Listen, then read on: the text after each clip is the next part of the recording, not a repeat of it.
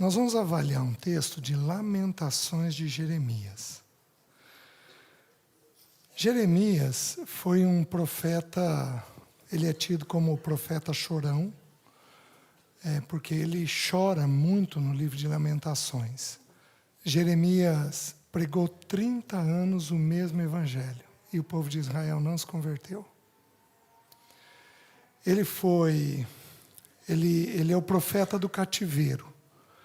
Então ele prega a respeito de que o povo seria levado cativo por 30 anos, a mesma mensagem, e o povo não ouviu ele.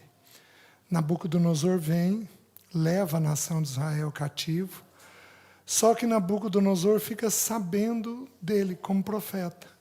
Então Nabucodonosor poupa ele. Ele é poupado ali, pelo braço direito de Nabucodonosor, e eles recebem então uma instrução. Verifica se ele quer ir com a gente para a Babilônia. Se ele for, ele vai ser muito bem tratado lá, e se ele quiser ficar, ele fica. Aprove a ele ficar em Israel. Quando ele fica em Israel, o povo de Israel passa a ter medo de que, porque eles estão agora fragilizados, os muros derrubados, não existe mais exército, então ficaram só os pobres da terra. E os poucos que ficaram com medo, e eles decidem então ir para o Egito. Porém, Jeremias se levanta e profetiza dizendo que não era para eles irem, porque senão eles seriam levados cativos uma segunda vez. E o povo novamente não dá ouvidos para ele. E aí eles são levados cativos e eles vão para o Egito, Jeremias acompanha ele. Lá no Egito, Nabucodonosor vem, invade o Egito e leva o povo cativo novamente. Então, assim, a história é uma liderança extremamente frustrada, porque ele foi um profeta que não foi ouvido. E ele vê o cativeiro. E, queridos, você imagina, guerra nunca é fácil, mas você imagina uma guerra naquela época. Hoje a gente tem aí uma ONU da vida, a gente tem filmagem, hoje os líderes ficam com um pouco de dificuldade de fazerem tudo o que quer, mas guerra sempre é guerra. Mas naquela época, eles faziam o que queriam. Então, matavam mulheres grávidas, matavam bebês, assim, não tinham piedade nenhuma de nada, de ninguém, os velhos. Então, o cativeiro foi tão severo que há uma profecia que diz que até a mais mimosa das mulheres, a mais delicada, comeria do seu filho, quando ele morresse. Ia comer a carne do seu próprio filho. De tão severo que foi o cativeiro, né? Tá bom. É esta ideia que Jeremias escreve Lamentações. Ele sobe num alto monte e ele vê o povo sendo levado cativo. Ele vê toda a tragédia acontecendo e tudo aquilo que ele profetizou havendo. Então ele tem uma dor aguda, severa. Lá na igreja em Maringá, nós acolhemos, não a igreja onde eu reúno, mas muitas igrejas em Maringá acolhem ucranianos, sírios, afegãos, venezuelanos. A gente tem muitos irmãos que a gente acolhe, e muitos que não são irmãos que a igreja também acolhe. Então a gente vive um pouco de perto essa realidade do sofrimento. Haitianos, tem muitos lá. O trabalho missionário de Maringá no Haiti é bem grande, é bem vasto. Então tem muitos haitianos. Então o que eu queria mostrar para vocês? Eu queria mostrar que a dor aguda distorce a realidade. Alguns de vocês vivem dores agudas, severas, fortes, extremamente penosas. E vocês são tentados a distorcer a realidade. É um ataque espiritual que ocorre, onde a mente tenta ver Deus de um jeito diferente do que Ele é. Então, por exemplo, alguns de vocês têm histórias de abandono, têm histórias de abuso, tem histórias severas de desprezo. Alguns foram desprezados por família distante, mas alguns foram desprezados por pai e mãe. Alguns de vocês esperaram coisas que nunca aconteceram. E essa expectativa aumentou o sofrimento. Então existem sofrimentos que judiam demais da alma humana, demais, e que a gente distorce a realidade do que acontece. São pouquíssimos os irmãos que conseguiram sofrer muito e manter uma integridade, uma inteireza de quem Deus é. Por exemplo, você pega Moisés com um povo rebelde, sendo o homem mais manso da terra, ele diz assim, Senhor, me leva. Ele pede a morte. Você pega um homem como Elias, arrebatado, então ele tinha uma profunda intimidade com Deus, ele pede para si a morte, na dor que ele tem. Por quê? Porque ele esperava que o povo tornaria a Deus. E 3 anos e meio sem chuva, ele faz aquele sinal maravilhoso que ele faz naquele altar, o fogo do céu desce, eles matam todos os profetas de Baal, todos os ajudantes de Baal, todos os idólatras que existiam, eles matam 440, mais 400, 840 pessoas, a nação de Israel é limpa daquilo, só que o que acontece? O povo não torna ao Senhor, não volta ao Senhor. E aí ele entra numa dor violentíssima, a tal ponto de quando a voz do Senhor passa, ele tem dificuldade de discernir a voz. Passou um terremoto, ele viu que o Senhor não estava no terremoto, passa um vento forte, passa um fogo intenso, até que a voz do Senhor foi discernida num sussurro, num cicio suave e tranquilo. Aí ele vê a voz do Senhor. Então, meus queridos, irmãos desesperaram frente a dores muito violentas. Isso é uma coisa natural de acontecer. Aí deixa eu te explicar uma coisa. O Senhor tem 3 instrumentos pela qual Ele forma Cristo em nós. Eu desconheço outro na Escritura. São apenas esses 3 instrumentos. O primeiro, João 17:17, santifica-os na verdade, a tua palavra é a verdade. Qual o primeiro instrumento? A palavra. O segundo, o Espírito, segundo a Coríntios 3:18.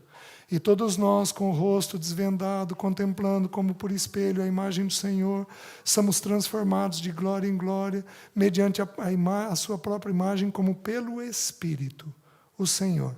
Então, o Espírito toma a palavra e aplica ela ao nosso coração. O terceiro, Hebreus 5:8. O versículo 7 e 8. Jesus, tendo oferecido com forte clamor orações e súplicas a quem o podia livrar da morte, e tendo sido ouvido por causa da sua piedade, embora sendo filho, aprendeu obediência pelas coisas que sofreu. De que jeito que o filho aprende a obedecer? Então presta atenção. O Espírito toma a dor e aplica a palavra na dor. É um jeito simples. Para o mundo, a dor é só dor. É desesperador. É desesperador. Por quê? Porque ele não tem nem o Espírito nem a palavra.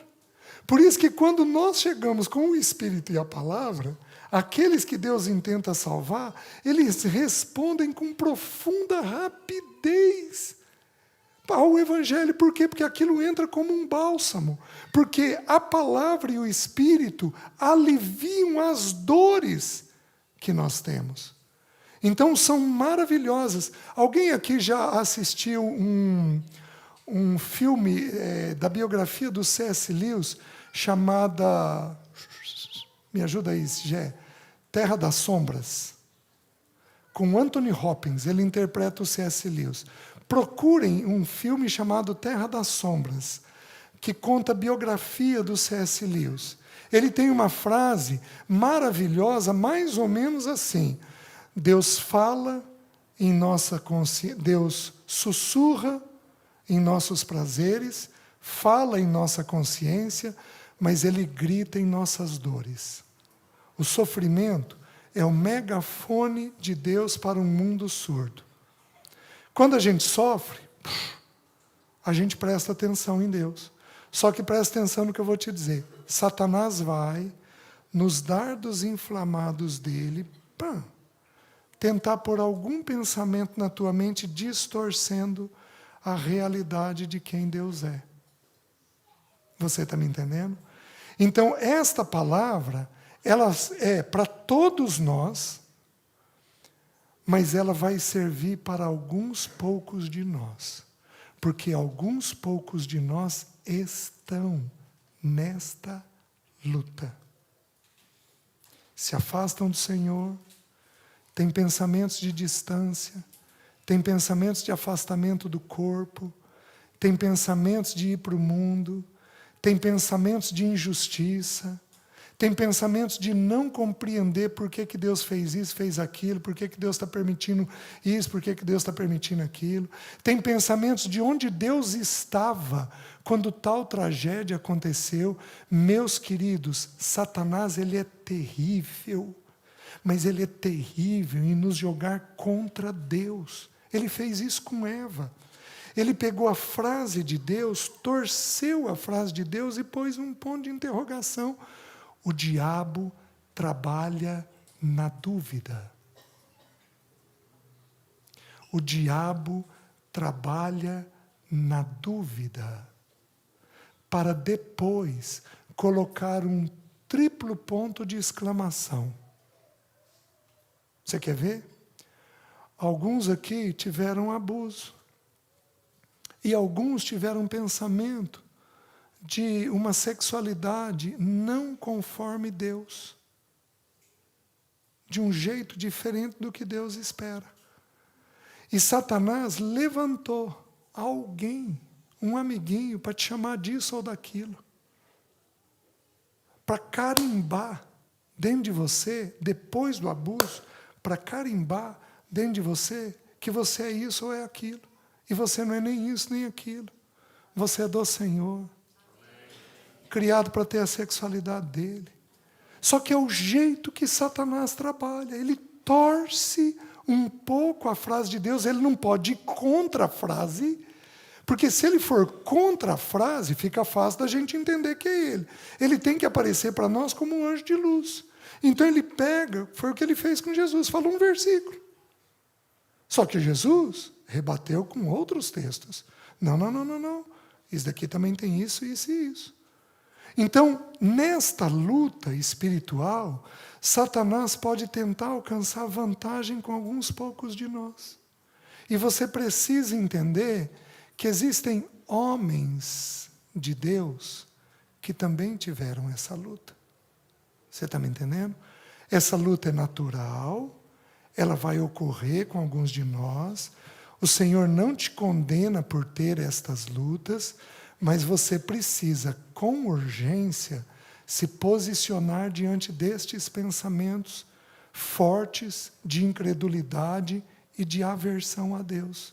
Você precisa se posicionar com rapidez diante disso, porque se você deixar isso entrar no teu coração, isso pode te consumir e te manter afastado do Senhor um tempo. Você não vai ficar toda a tua vida afastada, porque Ele te busca. Porque você é dele. Já vimos isso. Ele te busca. Ele vai atrás de você. Então, deixa eu ler para vocês a porção. Abram em Lamentações de Jeremias.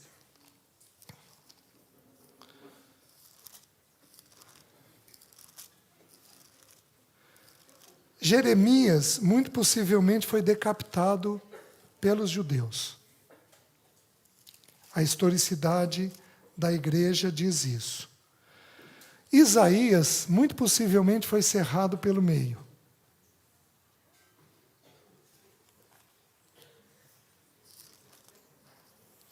Devemos muito a Deus e a esses irmãos que ele usou. Capítulo 3. Eu sou o homem que viu a aflição pela vara do furor de Deus. Ele me levou e me fez andar em trevas e não na luz. Deveras ele volveu contra mim a mão de contínuo todo dia. Fez envelhecer a minha carne e a minha pele, despedaçou os meus ossos. Edificou contra mim e me cercou de veneno e de dor. Fez-me habitar em lugares tenebrosos, como os que estão mortos para sempre. Cercou-me de um muro, já não posso sair. Agravou-me com grilhões de bronze. Ainda quando clamo e grito, ele não admite a minha oração. Fechou os meus caminhos com pedras lavradas. Fez tortuosas as minhas veredas. Fez-se-me como urso à espreita, um leão de emboscada. Desviou os meus caminhos e me fez em pedaços. Deixou-me assolado. Entesou o seu arco e me pôs como alvo a flecha. Fez que me entrassem no coração as flechas da sua aljava. Fui feito objeto de escárnio para todo o meu povo, e a sua canção todo o dia. Fartou-me de amarguras, saciou-me de absinto. Fez-me quebrar com pedrinhas de areia os meus dentes. Cobriu-me de cinzas. Afastou a paz de minha alma. Esqueci-me do bem. Então disse eu, já pereceu a minha glória, como também a minha esperança no Senhor. Lembra-te da minha aflição e do meu pranto, do absinto e do veneno. Minha alma continuamente os recorda e se abate dentro de mim. Minha alma continuamente os recorda e se abate dentro de mim. Minha alma continuamente os recorda e se abate dentro de mim. Quero trazer à memória o que me pode dar esperança. As misericórdias do Senhor são a causa de não sermos consumidos, porque as suas misericórdias não têm fim. Renovam-se cada manhã. Grande é a tua fidelidade. A minha porção é o Senhor, diz a minha alma, portanto esperarei nele. Bom é o Senhor para os que esperam por ele, para a alma que o busca. Bom é aguardar a salvação do Senhor e isso em silêncio. Bom é para o homem suportar o jugo na sua mocidade. Assente-se solitário e fique em silêncio, porquanto esse jugo Deus o pôs sobre ele. Põe a boca no pó, talvez ainda haja esperança. Dê a face ao que o fere, farte-se de afronta. O Senhor não rejeitará para sempre, pois ainda que entristeça alguém, usará de compaixão segundo a grandeza das suas misericórdias, porque não aflige, nem entristece de bom grado os filhos dos homens. Pisar debaixo dos pés a todos os presos da terra, perverter o direito do homem perante o absinto, o Altíssimo, subverter ao homem no seu pleito, não o veria o Senhor? Quem é aquele que diz e assim acontece, quando o Senhor o não mande? Acaso não procede do Altíssimo tanto o mal como o bem? Acaso não procede do Altíssimo tanto o mal como o bem? Por que, pois, se queixa o homem vivente? Queixe-se cada um dos seus próprios pecados. Esquadrinhemos os nossos caminhos, provemo-los e voltemos ao Senhor. Senhor, quem somos nós para tocarmos na dor dos teus filhos? Quem somos nós para tocarmos naqueles que têm tido lutas com as injustiças da vida? Senhor, concede a mim a liderança da tua casa. Concede graça para tocarmos em irmãos feridos, machucados pela vida. Concede-nos graça ao fazermos isso. para que o teu bom nome seja glorificado. Em nome de Jesus. Amém. Primeira mentira de que Deus é enfurecido contra nós. Eu sou o homem que viu a aflição pela vara do furor de Deus. Até aqui é uma verdade. Deus traz dificuldades. Ele me levou e me fez andar em trevas e não na luz. Meus queridos, Deus não traz para nós só coisas difíceis. Deus não traz. Quando eu contei para um irmão, um amigo muito próximo, chamado Naaman Mendes, ele é um pastor, já de quase 70 anos. Quando eu contei sobre a semana da Alessi no hospital e aquela experiência das dores que a Alessi estava tendo, da respiração dela e ter sido visitado com aquela música, o Naaman, entre lágrimas, ele foi um irmão que se converteu cedo e que ele trabalhou muito com jovens. E ele, entre lágrimas, ele me contou a história de um amigo dele, que teve um câncer nos ossos. E essa história tem aí uns 30, 40 anos talvez. Naquela época, morfina era muito difícil de ser tida nos hospitais. E esse irmão, ele era um irmão que servia ao Senhor, um jovem que servia ao Senhor e que o Senhor permitiu que ele tivesse um câncer nos ossos. E quando Naaman foi no hospital para visitá-lo, o Naaman ouvia os gritos dele do corredor. E aí o Naaman me contou a seguinte história: César, quando eu entrei no quarto, ele de joelhos na cama, que era a posição mais confortável, menos doída, e ele gemia. E ele virou para mim e falou assim: Naaman, me perdoa. Eu não estou gemendo de queixa. Só que dói. Dói muito. Meus queridos, o Naaman me contou essa história e eu acho que Deus me visitou ali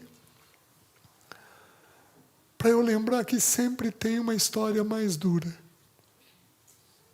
mais difícil. Deus não é um Deus enfurecido. Ele não promove só coisas difíceis, Ele também promove muitas gentilezas, muitos cuidados. Mas, queridos, tem uma dor que Ele reservou. Tem uma dor que Ele reservou. Eu não me lembro do que eu vou contar, mas a minha mãe disse que eu parei de andar quando criança. Fiquei algumas semanas sem andar. Eles acham que eu tive uma febre reumática. Me curaram com a AS. Meu pai era farmacêutico, pegou e saiu correndo para tudo quanto é médico. Eu não me lembro disso, mas imagina a dor dos pais com isso. Então, há para todos nós lutas e sofrimentos que o Senhor nos reserva, que nós vamos ter lutas. Só que nós não podemos interpretar que Deus é um Deus enfurecido, que Deus é um Deus que promove só coisas ruins, porque isso não é verdade. Nós vimos o texto de Lídia e Raquel. O Senhor promove cuidados. Muito possivelmente, o testemunho daquele irmão, amigo do Naaman, Deus permitiu para que eu pudesse contar para vocês a história. Para que a igreja pudesse ser edificada através do testemunho dele. Que mesmo em muitas dores, ele pediu perdão. Mãe, eu não estou queixando.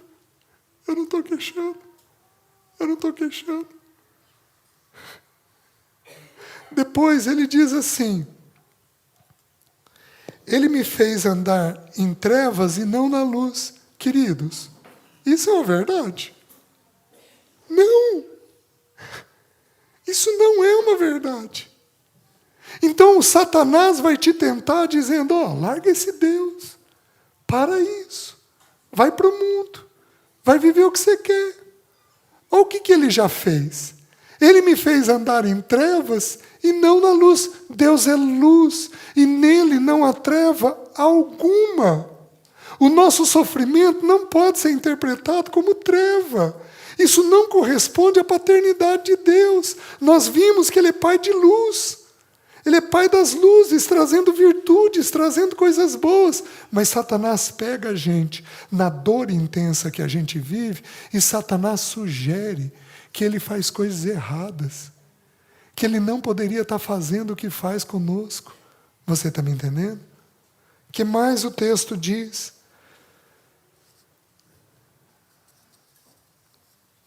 Espera aí. Versículo 3 e o versículo 5. Deveras ele volveu contra mim a mão de contínuo todo dia, edificou contra mim e me cercou de veneno e de dor, dizendo que ele não é gracioso com a minha história. Muitos daqui foram abusados. E deixa eu te dizer, ele foi gracioso comigo e com você. Porque ele é um Deus gracioso. E ele tem uma coisa boa naquilo que aconteceu. Ele simplesmente tem. Ele fez a ferida? Fez. Mas ele prometeu que ele mesmo a curaria. Então nós recebemos uma visitação de cura esses últimos dias.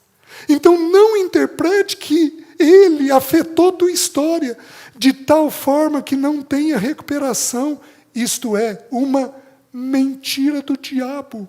Porque toda ferida aberta por ele mesmo a cura. Você está me entendendo? Meus queridos, tem dores que são únicas. Tem dores que são únicas. Como é que eu consolo um avô que foi missionário a vida inteira, que voltou para os Estados Unidos para descansar agora na velhice, que foi servir ao Senhor uma vida inteira? Eu ouvi isso do filho dele, que foi dar ré no carro e passou em cima da cabeça do neto.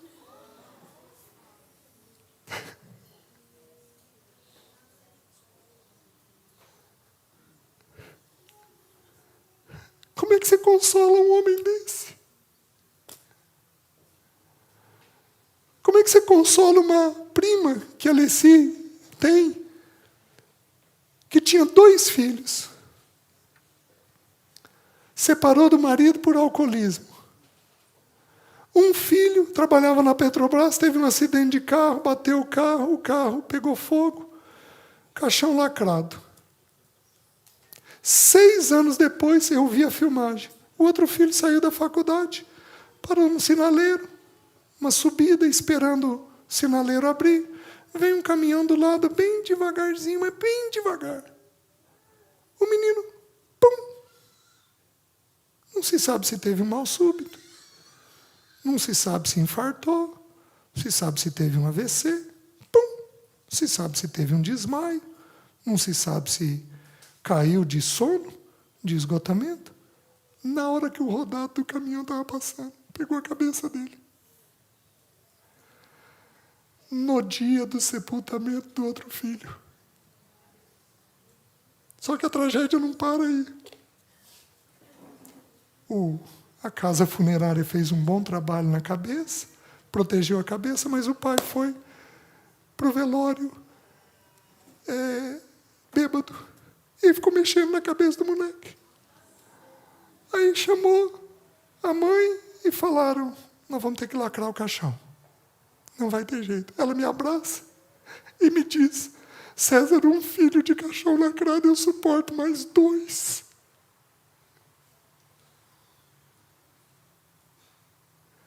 Um primo dele,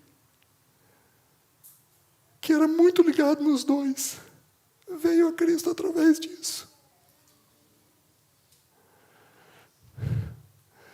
Não importa a tragédia, Deus tem vida. Não importa a morte, Deus tem vida. Não importa a história triste, Deus tem vida.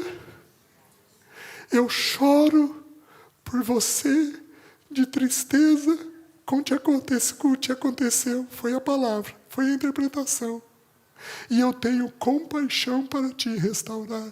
Deus tem compaixão das pessoas. Deus visita as pessoas, Deus restaura as pessoas, Deus cura as pessoas, Deus sara as pessoas, Deus nos tira de um tremedal de lama e nos coloca os nossos pés firmados numa rocha. Você está me entendendo? Não deixa nenhum outro pensamento ocupar a tua cabeça que não esse. Você entendeu? O que mais diz? Veja o versículo 6 e 7. Veja o versículo 4.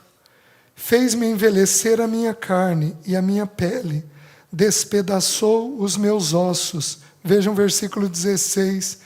Fez-me quebrar com pedrinhas de areia os meus dentes, cobriu-me de cinzas. Presta atenção. Alguns de nós temos lutas com o corpo.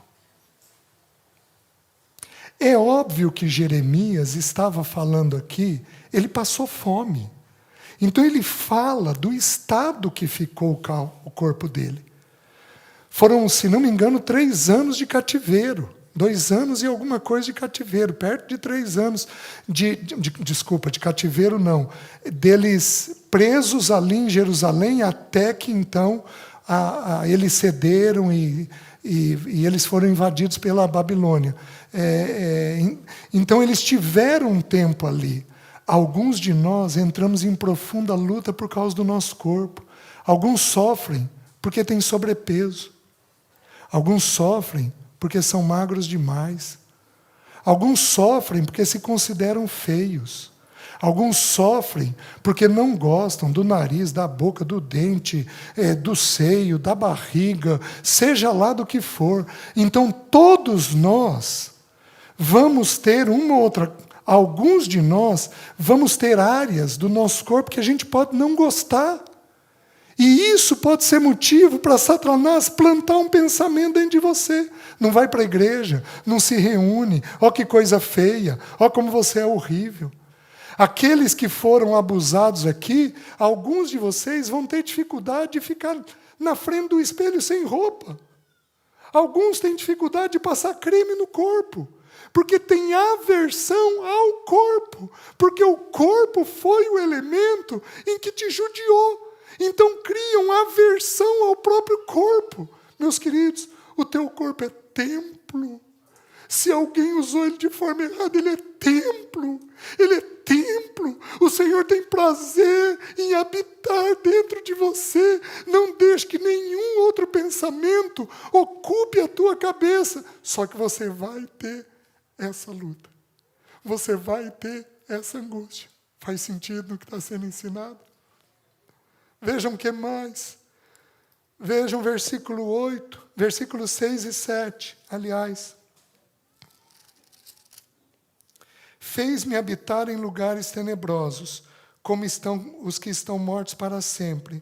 Cercou-me de um muro, já não posso sair. Agravou-me com grilhões de bronze. Qual é a sensação de Jeremias? Não há esperança para o meu futuro. Eu não tenho mais uma história boa para ser construída.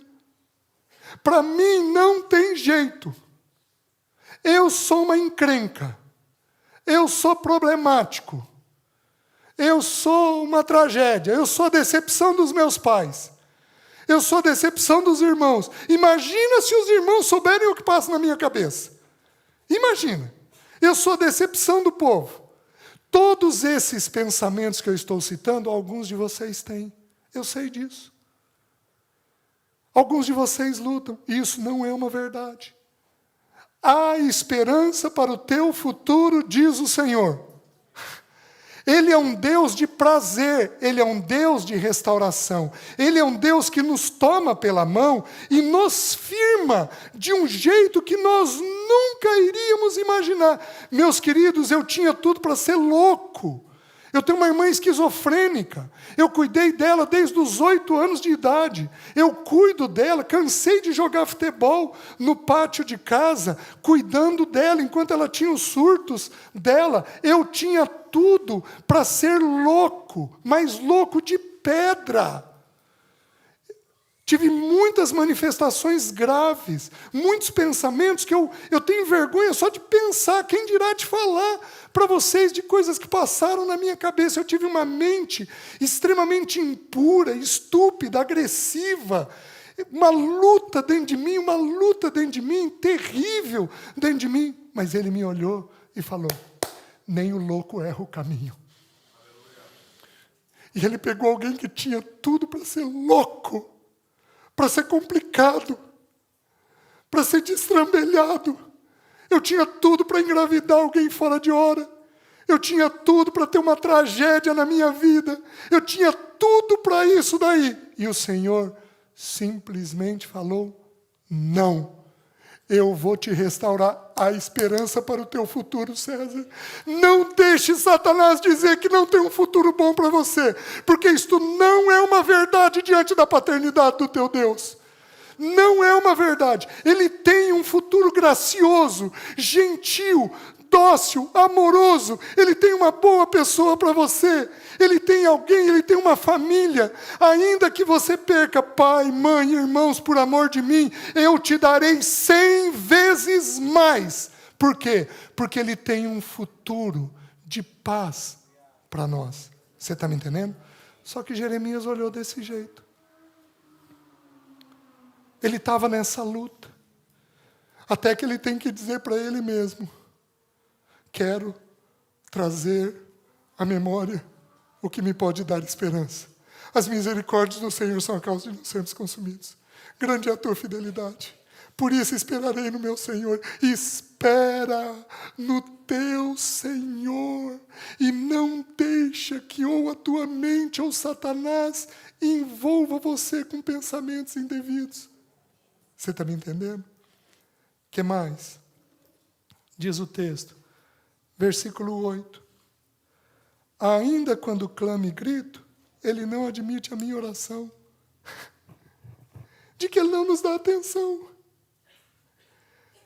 Bendito seja Deus, que não me rejeita a oração, nem aparta de mim a sua graça.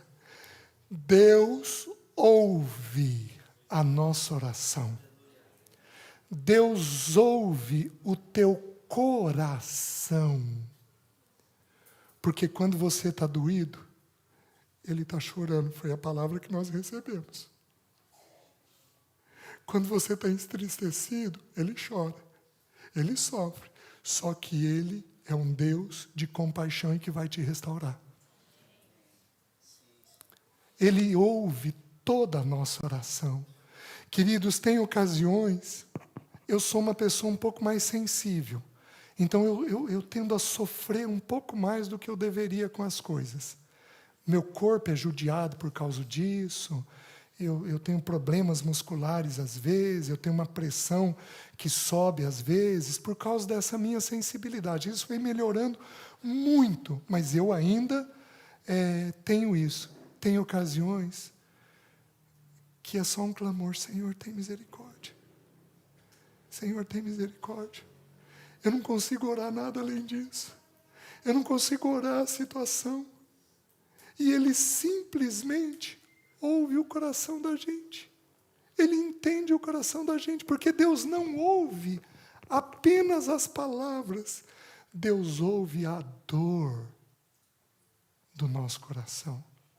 Por que você acha que o texto bíblico diz que o Espírito pega e transforma o nosso gemido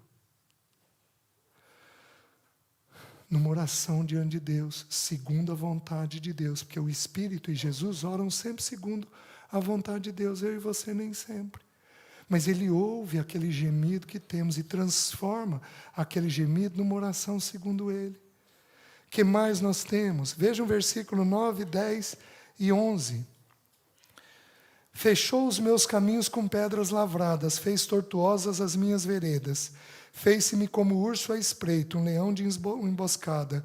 Desviou os meus caminhos e me fez em pedaços. Deixou-me assolado. O que ele está dizendo? Ele está dizendo que eu vou escorregar. Que para mim não tem jeito. Eu vou cair. Que Deus me cercou de tal maneira que eu vou cair. Que Ele vai fazer eu errar. Que Ele armou comigo uma cilada. Eu tenho um perfil, eu tenho um temperamento. Quem aqui é a ovelha negra da família? Levanta a mão. Já foi qualificada assim. Só. Vocês entenderam a pergunta. Quem aqui é o ser discriminado da casa? Tido como ovelha negra da casa? Tá. Gente, isso não é uma verdade. Sabe qual é a verdade dessa expressão? A verdade dessa expressão é que você é aquele que denuncia os erros da casa. Você é aquele que denuncia os erros da casa. Você não é problemático, mas você tem um desejo forte de resolver os problemas que tem dentro da casa. Então Satanás, ele vai falando para nós de tal maneira: eu sou problemático, eu sou resistente, eu sou difícil, eu sou rebelde, eu sou isso, eu sou aquilo. Satanás vai plantando isso e você vai pensando: não, para mim, o único jeito mesmo é errar, é o que eu sei fazer. O único jeito mesmo é fazer uma escolha ruim. Deus armou desse jeito, eu sou desse jeito, eu sou problemático. Que alívio que dá quando eu digo isso para as pessoas: você tem esse perfil porque você é aquele que identificou os problemas e que tentou denunciar. Só que você tentou denunciar do jeito errado, de uma maneira errada. O que mais a gente tem no texto? Vejam o versículo 12 e 13. Entesou o seu arco e me pôs como alvo a flecha. Fez que me entrassem no coração as flechas da sua aljava. Ele quer me destruir. Ele já me destruiu e Ele quer me destruir. Esta não é uma visão adequada de Deus. Ele é injusto. Ele é injusto. Ele é injusto. Quem aqui já pensou que Deus é injusto? Levanta a mão. Olá, meus irmãos. Você quer uma forma de pensar que Deus é injusto? Nossa, com fulano só acontece coisa boa, né? Você está pensando a mesma coisa às avessas. O que mais diz o texto? Versículo 14. Fui feito objeto de escárnio para todo o meu povo, e a sua canção todo o dia. Deus me expõe. Quantos de nós aqui não passamos vergonhas públicas? Como se Deus quisesse te expor. Para os conselheiros, eu tenho certeza que vocês fazem isso. Não falem o que vocês ouvirem com ninguém. Mas eu tenho certeza que os irmãos fazem isso. Não falem. Porque senão a gente expõe e a gente dá uma visão inadequada de Deus. Deus é muito gracioso no jeito que nos trata. E a última coisa, versículo 15 e 17. Fartou-me de amargura, saciou-me de absinto, afastou a paz da minha alma, esqueci-me do bem. A última coisa que ele faz, ele não deseja nos dar alegria. Isso não é uma verdade, porque a natureza do nosso Deus é uma natureza alegre. Ele é alegre na natureza dele. Tanto que um dos frutos do Espírito é qual? Alegria. O fruto do Espírito é amor, alegria. Vem depois do amor. Porque quando você tem amor, quando você recebe o amor de Deus, você entra em paz com alegria. A Amy Carmichael, aquela missionária na Índia, aquela missionária inglesa, ela tem uma frase que diz assim: quando temos aceitação, temos paz. Quando aceitamos a história que Deus nos construiu, quem fez teu corpo? Deus. Ele fez. Queridos, eu não sei quantas vezes eu parei no hospital. Eu tinha certeza que eu ia partir antes da Alessi. Tem irmãos que têm uma saúde que é invejável. Nem gripar eles gripam. É uma coisa impressionante. Não é meu caso. Eu já parei no hospital não sei quantas vezes. Deus faz a saúde, faz o corpo, faz a maneira, faz a forma, faz a personalidade da gente. Deus tem os caminhos dele com a gente. Você precisa aprender a olhar o amor de Deus em tudo que foi feito na sua vida. E aí qual é a exortação do texto bíblico?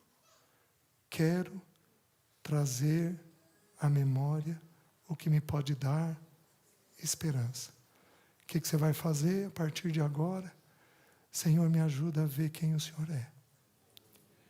Me ajuda a trazer na memória quem o Senhor é.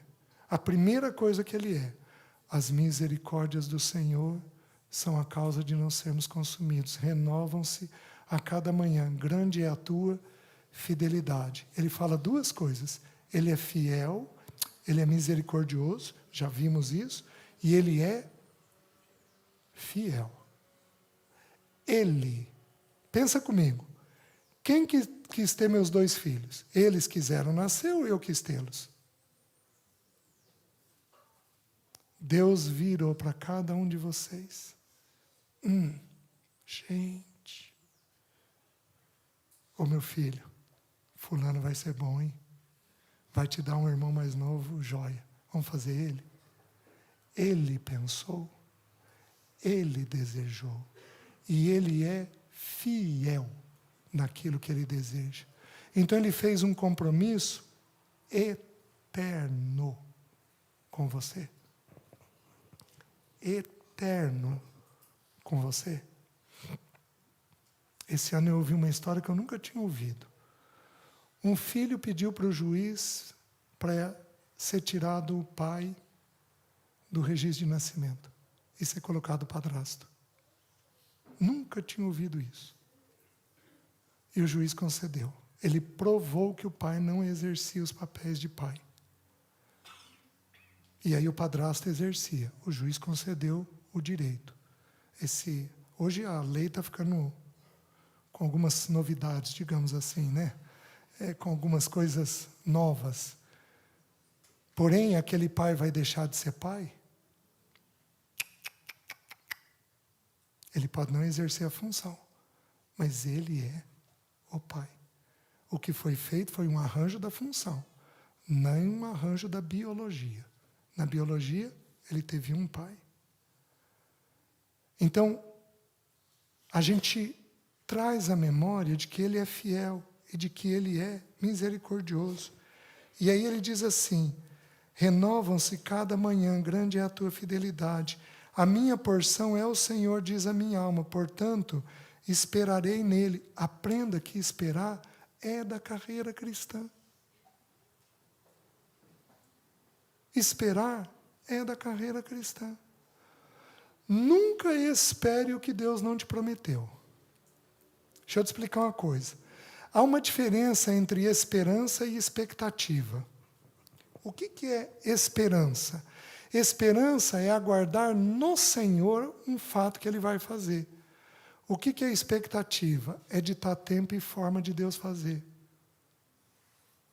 Eu estou vindo para esse encontro, e lá nesse encontro eu vou encontrar o amado da minha alma. Você ditou tempo e forma. Isso é expectativa. O que é esperança? Senhor, o Senhor falou comigo que eu vou ter alguém. Eu aguardo em Ti. Não dita tempo e não dita forma. Então aprenda a esperar nele com esperança. E não com expectativa. Se você tiver expectativa, você tem um sério risco de se frustrar. As meninas aqui, elas costumam sofrer muito com expectativa. Muito. E aí tua alma vai entrar em sofrimento. Aprenda a esperar no Senhor. Bom é o Senhor, versículo 25, para os que esperam por Ele, para a alma que o busca.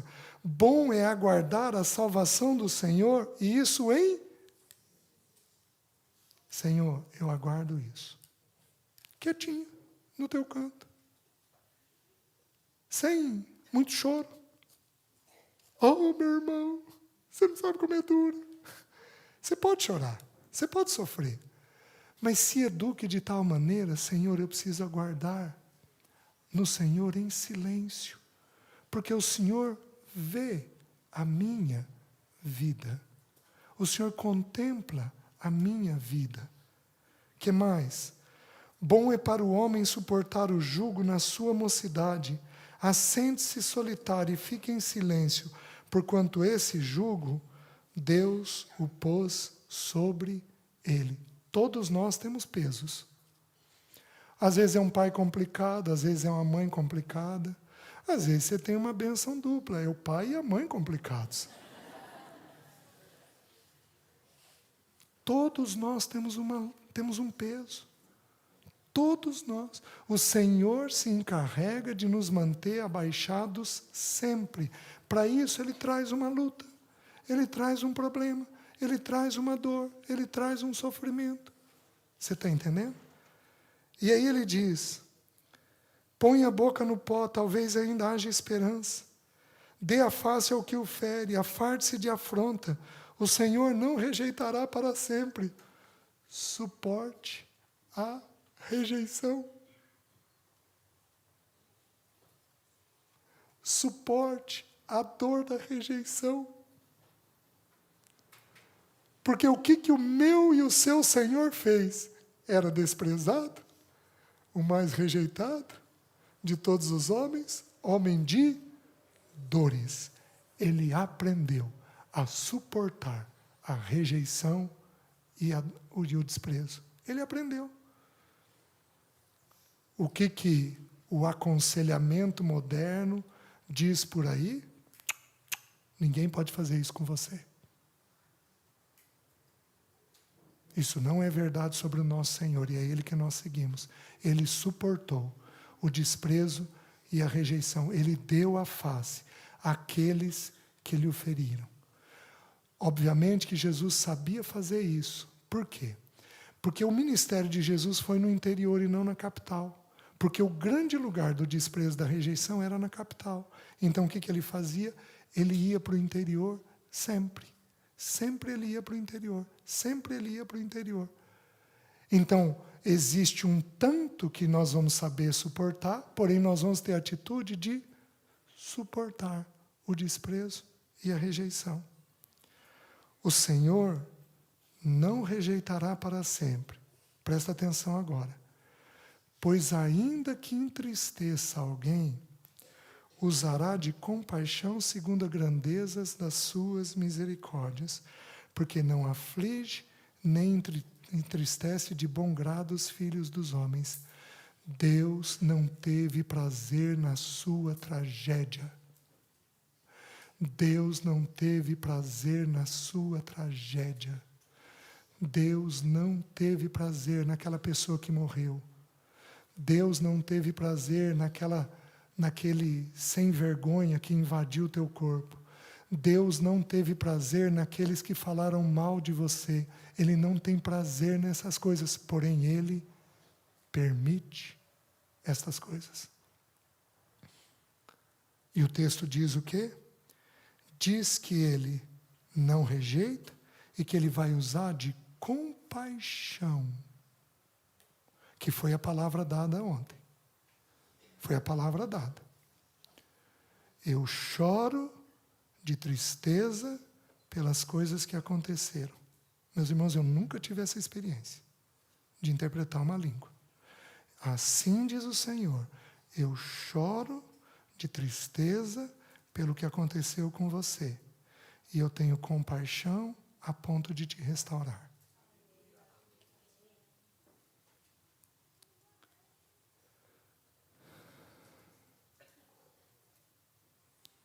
que nós vamos fazer? O versículo 39. Porque se queixa o homem vivente? Queixe-se cada um dos seus próprios pecados. Esquadrinhemos os nossos caminhos, provemo-lo e voltemos ao Senhor. Amém?